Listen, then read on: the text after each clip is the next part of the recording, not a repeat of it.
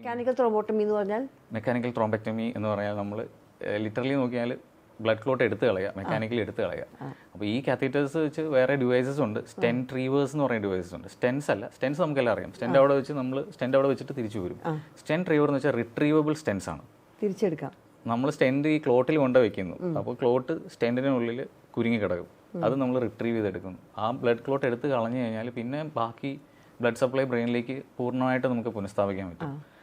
അതുകൊണ്ട് പേഷ്യൻറ്റിനെ within 4 hours, ഇപ്പം പുതിയ ഗൈഡ് ലൈൻസ് പറയുന്നത് അറ്റ്ലീസ്റ്റ് 24 hours എത്തിയാൽ അത്രയും ബ്രെയിൻ ഡാമേജ് സേവ് ചെയ്യാൻ പറ്റുമെന്നാണ്. ടൈം ഈസ് ബ്രെയിൻ എന്നാണ് പറയുന്നത്. അപ്പോൾ ഇതുകൊണ്ടുള്ള ഗുണം പേഷ്യൻറ്റിന് ഇത് കഴിഞ്ഞിട്ടുള്ള പാരാലിസിസ്, അത് കഴിഞ്ഞിട്ടുള്ള ബെഡ് റിഡൻ അവസ്ഥ, ഇതെല്ലാം നമ്മൾ ഒഴിവാക്കുകയാണ്.